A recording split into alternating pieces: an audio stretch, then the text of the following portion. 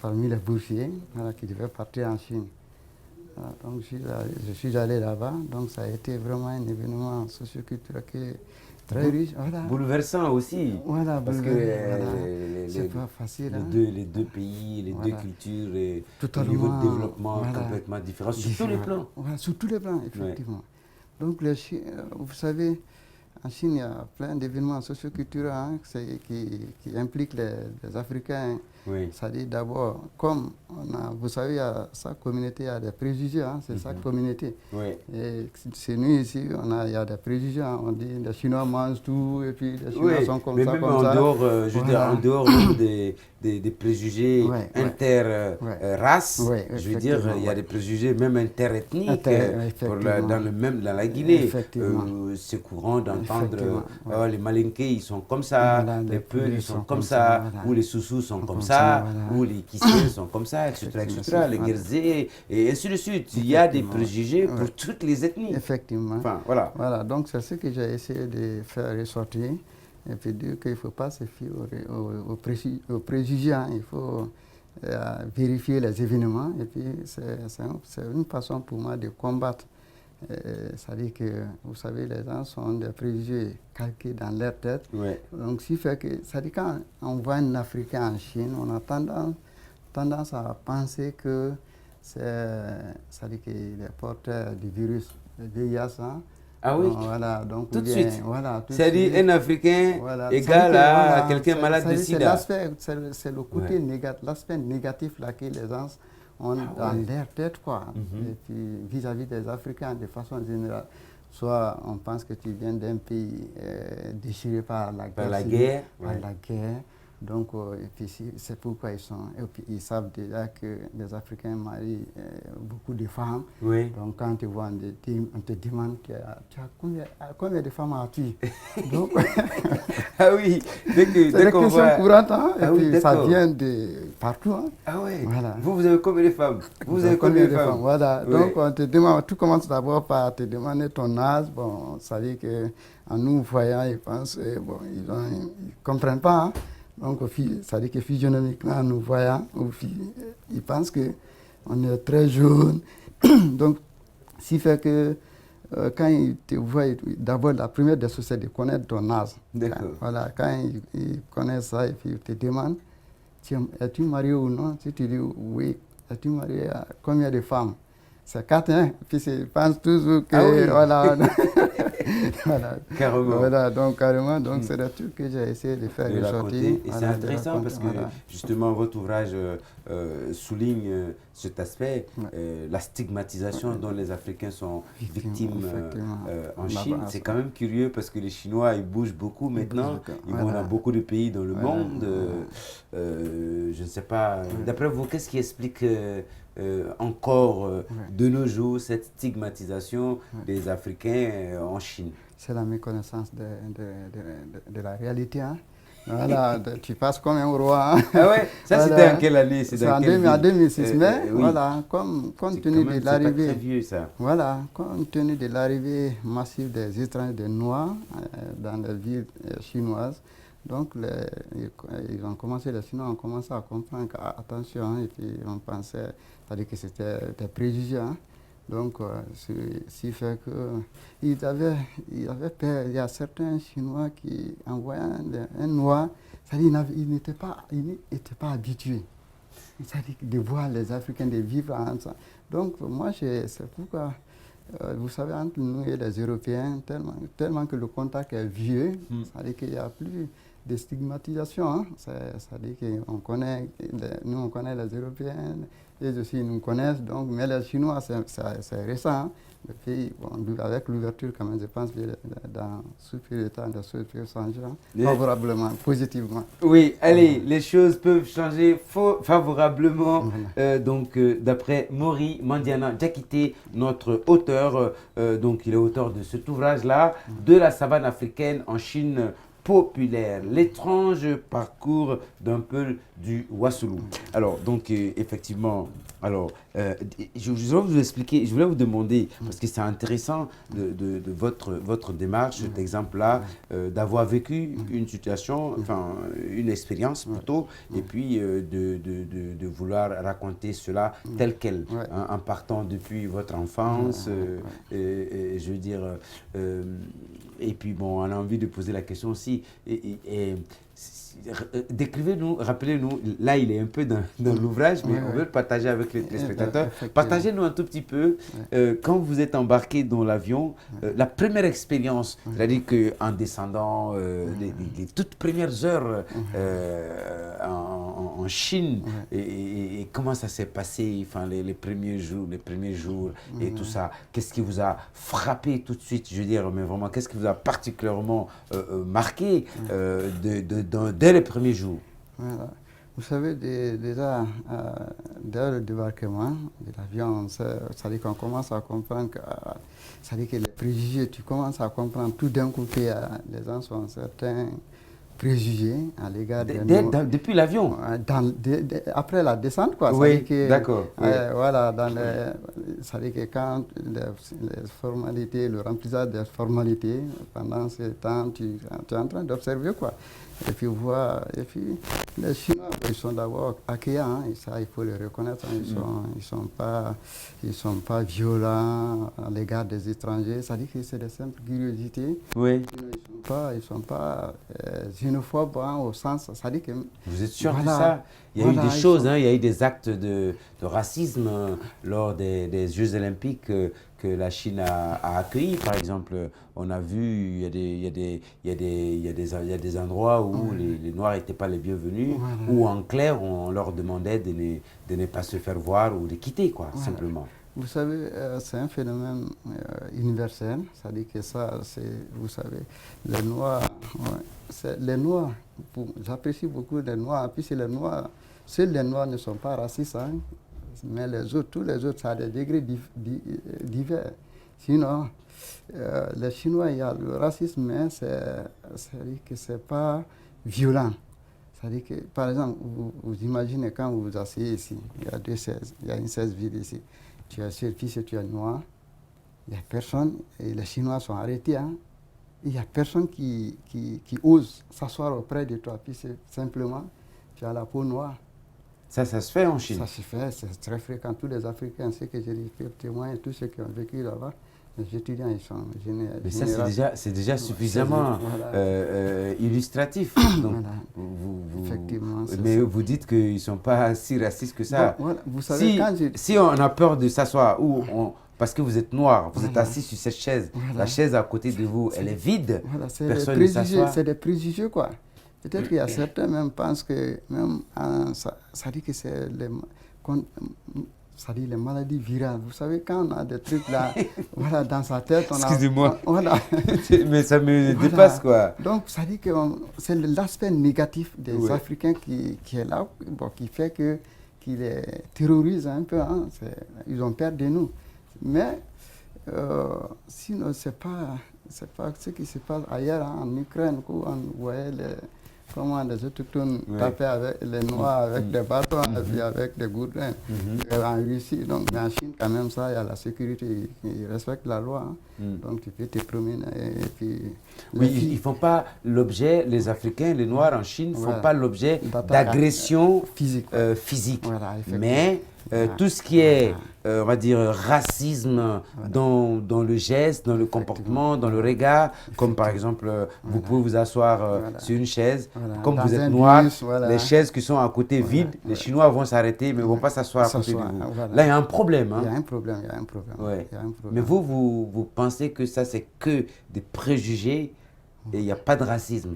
Parce qu'il peut y avoir les préjugés, mais les préjugés conditionnent aussi le racisme, non? Ou pour vous, enfin, je ne sais pas. C'est vous qui avez été là-bas, hein? Moi, je n'ai pas été en Chine. Voilà, effectivement. Moi, je classe ça du côté préjugé quand même, que le côté raciste, c'est les Chinois, vraiment, surtout les filles chinoises, Voilà, elles sont vraiment, elles osent. Hein. Les Chinoises. Voilà, les Chinoises. Les filles chinoises. Effectivement. D'accord.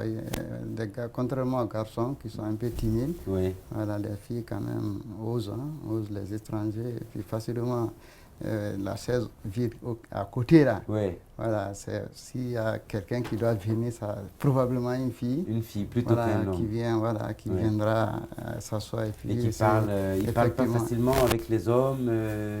Voilà, il y a quelques Noirs aussi qui ont épousé des Chinoises. C'est pas beaucoup, non? Ou c'est très petit? Il y en a, on a plein d'amis africains qui sont mariés avec les filles chinoises. Oui. Voilà. Et c'est quoi le regard alors qu'on porte sur ces couples mixtes de Noirs et de Chinois? Voilà, c'est pourquoi j'ai dit quelque part ici. Oui, oui. Voilà, non, mais je veux partager avec... Allez, mesdemoiselles, mesdames et messieurs, plaisir pour nous de tenir compagnie justement à Mori Mandiana Diakité, auteur de La savane africaine en Chine populaire. L'étrange parcours d'un Peul du Wassoulou. Donc effectivement, dans cet ouvrage-là, justement, passionnant, écrit de façon vraiment particulière, parce qu'effectivement, on en parlait en début d'émission, c'est pas chapitré, et donc vous avez raconté le récit d'un trait, un peu comme si c'est vraiment, vous êtes mis sur votre itinéraire depuis l'enfance, quand vous aviez l'âge de votre scolarisation à Mandiana, donc les va-et-vient sur Conakry, déjà une première fois pour les vacances, et puis ensuite pour le bac, quand vous êtes venu, et puis après vous avez passé le bac, et puis vous êtes parti donc justement à Farana, orienté à Farana, à l'Institut de Farana, et après les études ayant été parmi les 10 premiers de votre promotion, vous avez, bénéficié d'un engagement à la fonction publique comme les autres, aussi, comme d'autres personnes. Et puis vous avez, par le gré d'un hasard, en tout cas, participé, vous vous êtes inscrit à un appel d'offres, et puis justement, que vous avez justement remporté, enfin, vous avez été sélectionné, et donc vous êtes parti de Conakry pour la Chine, et donc cette arrivée en Chine, le décalage, mais complètement la différence avec différence de culture, mais aussi, vous n'en avez pas, bon, vous en avez parlé, mais je veux dire, moi j'attendais un peu beaucoup plus encore, mais le décalage, enfin la différence culturelle, mais surtout l'immense différence de développement. C'est la Guinée et la Chine, c'est complètement différent. Donc effectivement, il nous rapporte, Mori Mandiana Diakité nous rapporte donc tous ces éléments dans cet ouvrage, témoignage aussi. Et puis effectivement, vous avez dit que c'est autobiographique, effectivement. Donc Mori Mandiana Diakité, que nous avons eu le plaisir d'avoir sur le plateau, et effectivement qui est venu de l'intérieur du pays. Effectivement, de quelle ville vous êtes venu vous êtes déplacé spécialement de l'intérieur pour cette émission. Voilà, Mandiana, donc, de Mandiana, effectivement. Venu de Mandiana pour cette émission. C'est un plaisir pour nous de vous recevoir sur le plateau de Parenthèse. À présent, mesdames et messieurs, nous allons passer au marque-page, l'occasion effectivement de partager quelques extraits de lecture avec vous.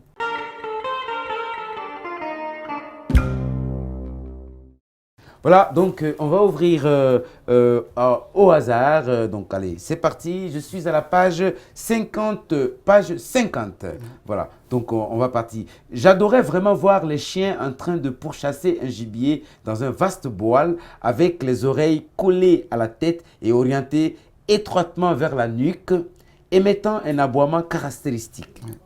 Il fallait préciser que c'est en 4e année, juste quelques mois après mon accident, que notre famille eut un chien qui s'appelait Patience, dites-vous. Il avait été offert à Mfa par un juge, un ami à lui, qui avait pensé que le chien était mieux avec un chasseur qu'un administrateur civil. Bon, donc nouvellement arrivé dans notre famille, Patience s'isolait et refusait de manger le tau aux pâtes de manioc qu'on lui servait. Donc le tau qui est un aliment du manding, il n'y était pas habitué, il léchait seulement la sauce, laissant le taux. Hein. Comme un être humain, il avait du mal à s'adapter aux nouvelles conditions de vie dures. Fin de citation. Ça, c'est le premier donc, extrait. Nous allons passer à un autre extrait, toujours autour de cet ouvrage, de la savane africaine en Chine populaire de Mori Mandiana Diakité. Allez, deuxième extrait, c'est parti. Page 95. Comme il fallait s'y attendre, les résultats du bac furent catastrophiques pour le lycée de Mandiana en 1993. J'avais vraiment pleuré après la proclamation des résultats. Mais au finish, je m'étais dit, tais-toi, il faut seulement redoubler le courage. La peur n'empêche pas la mort. À la reprise, j'étais très motivé et avais l'esprit frais en maths et physique. J'étais sans égal dans notre classe. Franchement, j'avais une facilité extraordinaire de compréhension des sciences exactes. J'avais toujours la meilleure note dans ces matières fondamentales. Même l'école primaire, j'avais toujours eu de bonnes notes en calcul. Donc aussi, votre ouvrage, c'est aussi tous les souvenirs d'enfance, d'études, le parcours. C'est ça aussi, effectivement, qui est charmant dans votre ouvrage. À présent, nous allons ouvrir aussi la page... donc, nous sommes à la page 123 de votre ouvrage. Ainsi, avec des partenaires chinois, nous ouvrîmes une clinique à Nongo, commune de Ratoma, ville de Conakry. Ça, en fait, on est parti en Chine, on est revenu. Là, c'est la suite de l'aventure. Ensuite, sous les auspices d'un Français, Philippe Leclerc, on établit un partenariat entre cette clinique et une ONG américaine, dénommée Smile Train, d'accord, qui finançait les fentes la biopalatine à travers le monde. De 2015 à nos jours, nous opérons plus de 200 enfants souffrant de cette anomalie, gratuitement dans cette clinique. Ces enfants qui étaient condamnés à la mendicité retrouvèrent le sourire grâce à cette ONG. Contrairement à ceux qui n'eurent pas de chance de bénéficier de ces soins gratuits, eux, ils ne seraient plus exclus socialement. Très malheureusement, certains enfants souffrant de malformations congénitales pourtant curables furent assassinés par des féticheurs, dites-vous, sous prétexte qu'ils étaient des diables. Mesdames et messieurs, c'était les extraits, donc notre marque-page pour le compte de cet ouvrage, de la savane africaine en Chine populaire. À présent, nous allons passer à la troisième et dernière rubrique de ce numéro parenthèse. Il s'agit des questions que les téléspectateurs posent à notre auteur.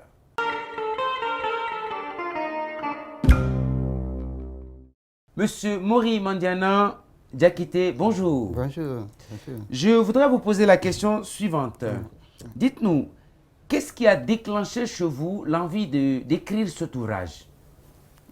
Vous savez, tout part généralement du hasard. Hein.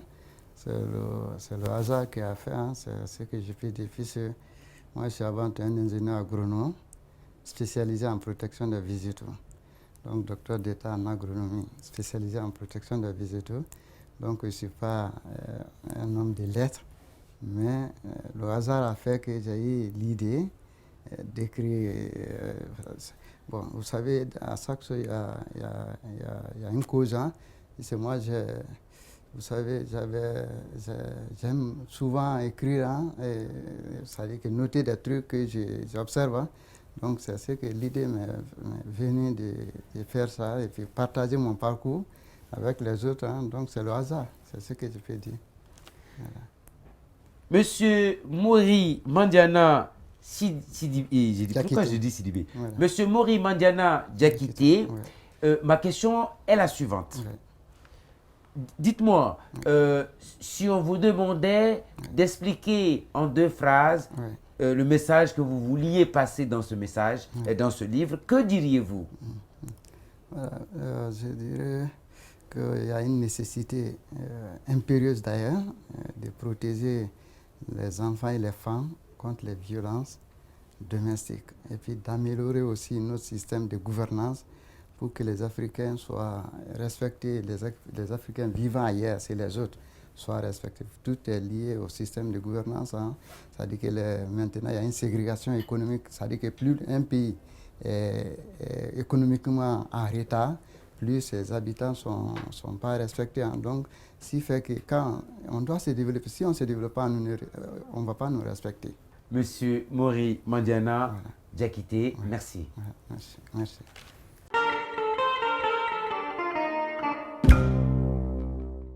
Mesdemoiselles, mesdames et messieurs, merci de nous avoir suivis de bout en bout.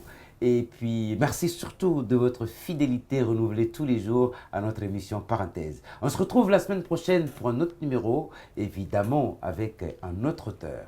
Au revoir.